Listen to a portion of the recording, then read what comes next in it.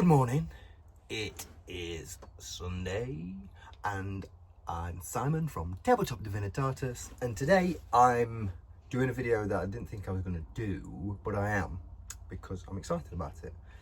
Because I've had a good old read of this, and not just this, I've also read the Legacy PDF, the holy grail of getting the edition back to where it probably needed to be for a lot of people. So today I want to talk about 10 reasons why I think the Solar Auxilia are going to be great in 3rd edition of the Horus Heresy. I'm a big fan of the Solar Auxilia. I love squishy humans. I like militia, obviously, in 2nd edition, really fun. Solar are that kind of up and below a space marine. Above your base human, you get your Solar Auxilia, trained professional army of the Imperium of man. And I love them. There's so much you can do with them. You can have so much fun with them. You can create big narratives with them because there's so much option and scope for how you create them. I think they're brilliant for a creative mind, and for backstory and for narrative. I think they're great.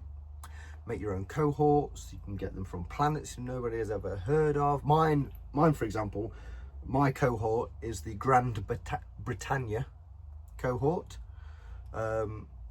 Obviously, we can all guess why they're called the Grand Britannia. Good old British. And yeah, so like mine's themed around that for the ones that I use anyway. And I think it's a great way of expressing yourself and having fun and creating narrative. So, so for point number 1, starting strong, is the new force organization chart really helped the Solar Auxilia. Mainly because of all the options that you can take, and that the options in the book, things like your line command units, offer real stability and bonus to your units. Whereas before, the command sections that we had before were a bit meh, and they didn't really do anything, they were kind of a negative.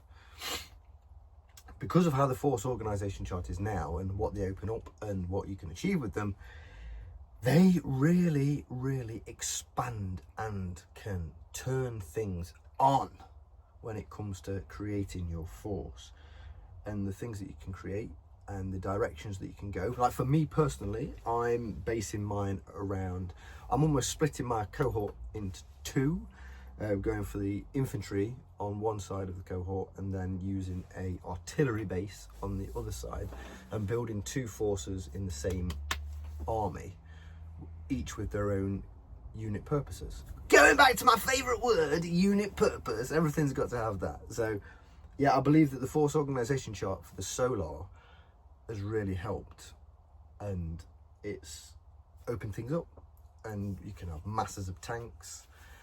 There's ways of doing it, masses of artillery, masses of anything that you want. Infantry for days, absolutely days. And that takes me on to point number 2, which is we got the numbers. Marine armies, from the armies that I've seen so far, that people, and what I've created as well, they're bigger than 3rd edition. I think everybody's armies look a little bit bigger. Solar armies are twice that big. They're twice that size of a marine army, like they should be. And when it comes to your infantry, when it comes to your tanks, when it comes to your artillery pieces and things like that, we've got the numbers. The humans have got the numbers, man. We're going to be able to absolutely swamp the board, especially in those mid to lower point games, your 2,000 to 2,500 point games. Marines, I think, especially 2K, I think Marines are going to struggle with control of the board, of the battlefield, whereas Solar are not going to have that problem. They're just not going to have that problem. Scoring is key, as we know. And then Marines have got a lot of Vanguard, but some units to chew through. And you can make them stick around. So yeah, we got the numbers, baby. We do. We're going to be hard to move, and we're going to score big early. Point number 3, along the same lines, we got the tanks, baby. Oh, we got some tasty tanks. The Lehman Russ. The good old Lehman Russ, 140 points. With a little bit more with changing options and things, but armor 14 on the front. We all know now that armor 14 is no joke. Gonna take some getting through. Lehman Russ is gonna be a star. It's gonna be a star.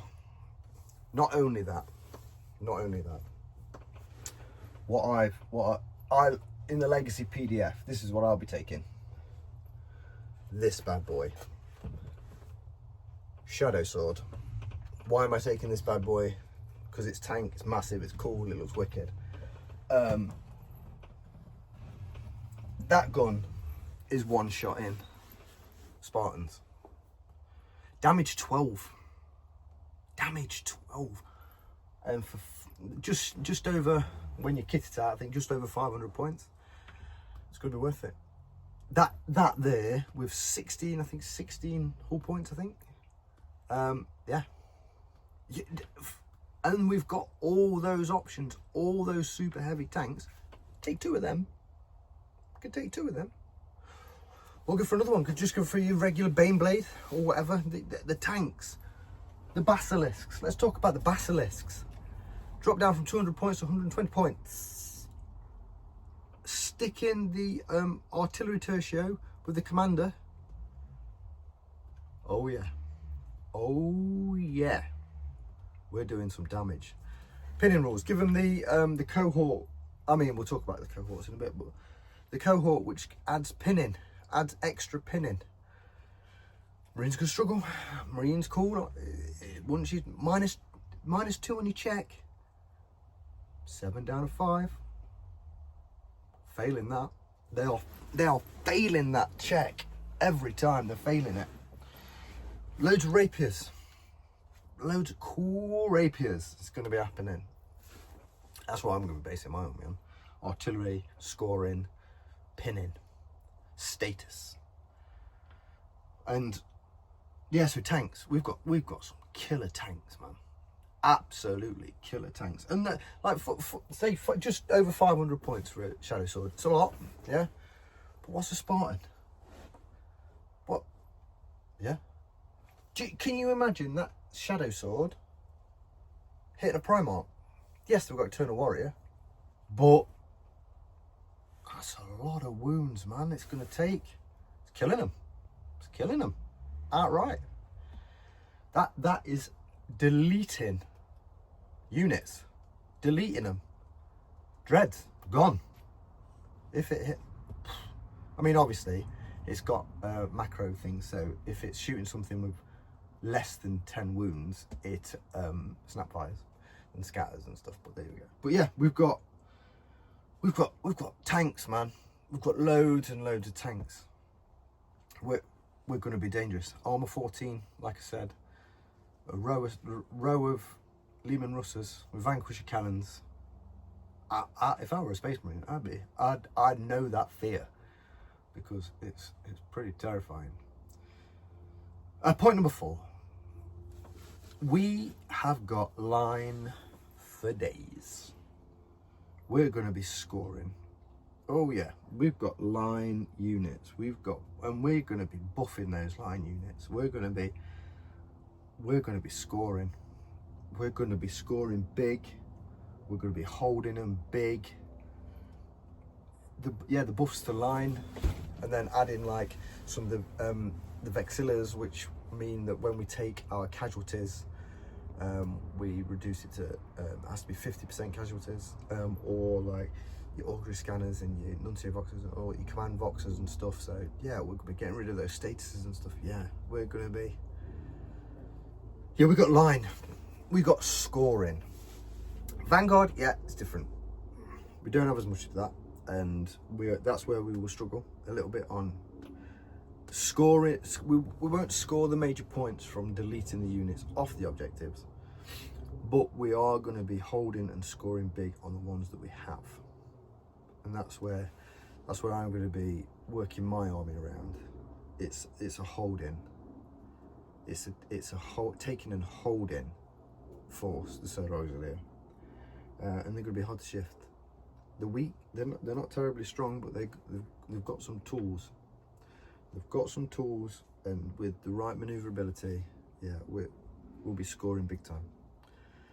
That's point number 5. As I've already talked about, the statuses and abilities. We need to be playing around that.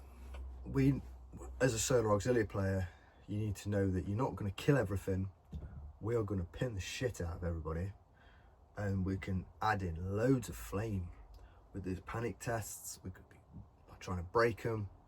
There's a lot of ways that we can play around status abilities, and as an army, we've got a lot of tools to get statuses off us as well, so we're not suffering as much, and we're not being negated by having these statuses put on us. It's not going to affect us as much as it is a marine army, which is going to really struggle when it starts getting pinned or panicked and routed and things like that. They're gonna fold. They're gonna fold like paper, and the Solar Auxilia are gonna take control. So yeah, the status abilities and statuses is something we're going to play around. We've got a lot of tools in the box, and we're going to have fun with it. It's going to be really fun. Which brings me on to point number 6. Army flexibility. As I've already said, because of the force organisation chart, we're going to have a lot of tools to play with, and our armies are going to be able to fill lots of different roles. A marine army is going to do well. They're going to build certain ways. They're going to have to do certain things. A lot of them, they're going to be like, we'll work on the vanguard and we'll push forward, we'll strike. Or they're going to be, we're just going to focus on shooting a little bit more, and I don't think the Solar are going to struggle with that. I really think that, yeah, we're not a close combat army, not at all. No, no. But you get into close combat with us, you're going to kill a lot of us, but we're going to bog you down. We're going to hold you. We're going to hold you there. We've got so much flexibility, and then once you're held up, then we'll just bring in the big guns to take it down and finish you. And the numbers and everything. We've got the flexibility to build our lists and add things in that's going to really baffle some of the legions. Really baffle them. Really make them struggle. Obviously, we are going to have issue when Marines move fast in the rhinos, and they're moving them up, and they're in your grill very quickly. Genuinely think that a Solar Auxilia that gets to go first wins. I reckon they'll win 75% of the time if they get to go first. Those rhinos are gone. Gone. Scoring those first turn kills, grabbing your objectives, you're holding them. Yeah, we've got so much much long range gun, that all those transports that the Marines will be using will be gone, and they'll be on foot. And when you're on foot, you're going to get pinned. And when you're pinned, you're not scoring, and blah, blah, blah, blah, blah, blah, blah. Solar, turn 1, you're going to win. Yeah, because of the flexibility. Point number 7. Let's talk about points. Again, it goes into the numbers game. Points in the book are really good. Stuff's come down. The basilisk come right down. Let's bring a few because they're good. You're getting a lot of bang for your buck when it comes to your points. You get a lot of dudes. I mean, yeah, they've got 10 tacticals. Well, I think it works out around about, if you tool them out and stuff, I think it's about 115 points or something for a 10-man tactical unit. Same points, you're getting 20 dudes with a las rifle, tooled up, banners, they've got command boxes, got augury scanners. It's tooled up to 20 dudes. Stick them near a command section, suddenly they're like, got a line, so much scoring, not going to break, they're going to hold that line, they've got tons of shots. Yeah, their armor ain't going to be worth shit, and they're going to get killed, but that's what they're there for. That's why you bring in tons of them. That's why you're not bringing a lot of lists for Space Marines when it comes to the points. They're not. It's going to be no more than 3 tactical units that they're bringing. No more than 3, and that's pushing it for some armies. We're bringing at least 4 20-man units. Yeah, and so that's a lot. It's a lot of gun. It's a lot of scoring. It's a lot of bodies to get through. Because they've got to shoot something. There's only so many shots that they've got, and you can only kill so much. And do it the Iron Warrior way. Just throw them out there, make them expendable. Like, use those meat shields, and then obviously when the Auxilia come out, it'll be even crazier because you're talking crazy numbers of dudes. But even the Solar can bring masses of dudes. So yeah, for the points, for the things that we're getting, like that Shadow Sword for just over 500 points, it's a bargain in my eyes. It's better than a Cerberus. It's better than a Spartan. It's going to one-shot Spartan. It's armor 14, tons of hull points. They've got to deal with it. Suddenly they can't think about anything else. They've got to get rid of that. They've got to get through those bloody hull points first. Yeah, that's gun, man. Bring 2 of them. Bring that to options for your points. You're going to be filling, your armies are going to be big, and that takes me on to point number 8. Modelling opportunities. We know we can do tons of stuff with tanks, and you can do tons of stuff with the infantry. Like for me personally, I've got the original sculpts of the of the Solar. I've given him the flag. For my Vexillers, I give them big flags and stuff. So for my regular line guys who are going to be out there with the las rifles, I'll use the Solar models. But for my artillery units and things, I'll be using my Krieg, old school Krieg. I'll be using those models to be manning my rapiers, stick them on my basilisks and stuff. I'll introduce you to like a hero of mine. This is he'll be my artillery commander. This here is, oh, can't see very well. I'll put it over here. This is Sir Douglas Townsend, my granddad. Can't see it very well, but yeah, he'll be my artillery. He's been on the channel. He's a ledge. Yeah, there's so much you can do with it. I use these. I like these models. These Tempest Scions as companion units. If I get my head out of it, will it work better? Yeah.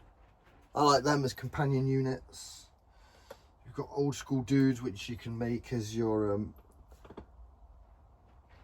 Doctor. Oh, no, move him back a bit. There he is. Dr. Von Cripple. Can't really see him very well. There it is. Yeah, loads of modelling opportunity. Loads of stuff you can do. And I think that as a hobbyist, I think that's great. There's so much that you can do with the Solar Auxilia army, which is such a massive benefit.